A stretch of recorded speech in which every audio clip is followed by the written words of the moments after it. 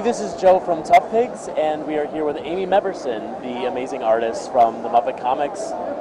She drew a lot of the covers, and the Family Reunion arc, and Muppet Sherlock Holmes, and Muppet Peter Pan. I think I got all that. A lot of it. So how are you enjoying the New York Comicon so far? This is insane. I haven't been to the New York Con for 3 years, and last time I was with a different publisher and I didn't really have much to do, but even though I've done a lot of cons this year and I'm doing the same thing at each one, this has been insane.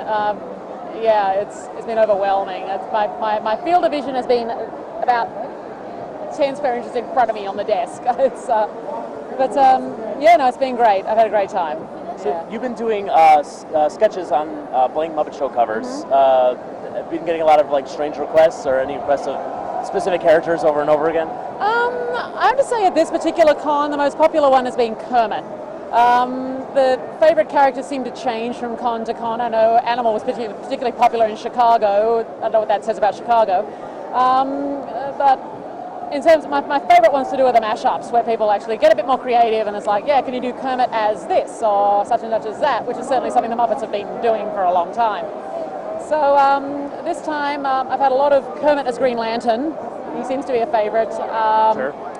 I just did one, I've been showing the guys here, I did Sam as Captain America, which seems to sound like a natural fit, but when you think about it, you think Sam would be mortified if that Probably, happened. yeah. Piggy as Lady Gaga.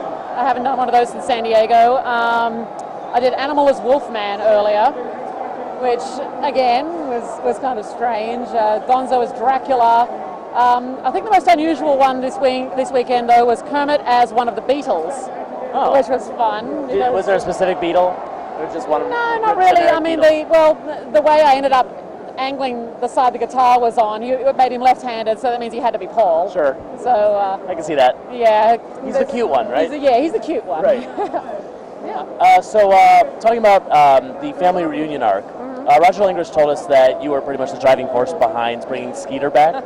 And also the fact that since he wasn't too familiar with the character, you were the one kind of giving him tips on that. Can you talk a little bit about that, about how that came about and what your influence was on the writing?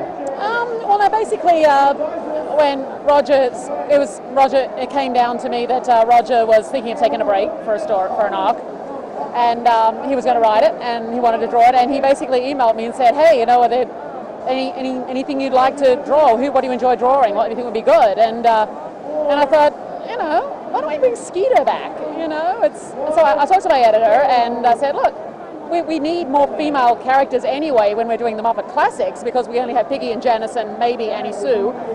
But so I said, look, we need Skeeter. We need Skeeter. There's no logical reason why she should not be in the comics. And so the next big step was, of course, getting permission from Mom and Dad down in Burbank.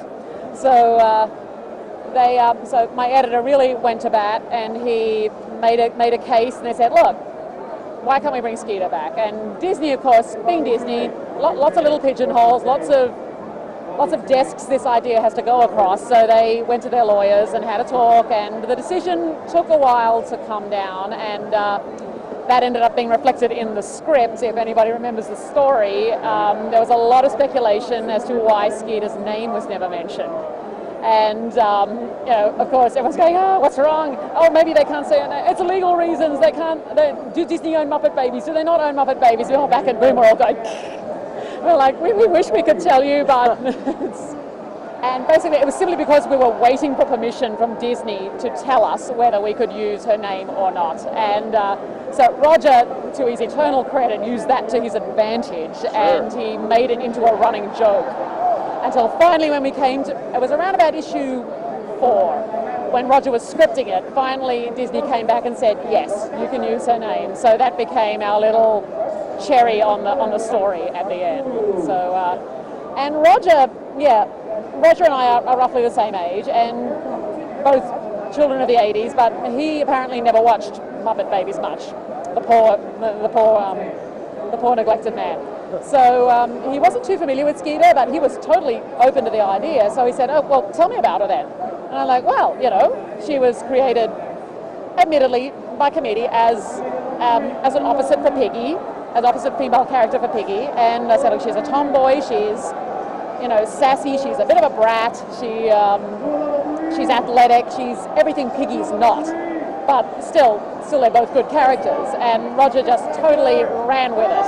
I didn't have to give him anything other than a few little notes and my character drawings, and yeah, the most amazing thing of all was that Disney let me design her. I mean, I had a pretty clear idea in my head of what I thought she should look like, and I drew some concept sketches of my editor, showed them to Disney as part of his pitch, and they went, yep, looks good, go with it. So they didn't, no changes suggested or anything. So I just thought, well, what would logically, a girl in her possibly her late teens in this day and age, who's a bit of a scrapper, dress like?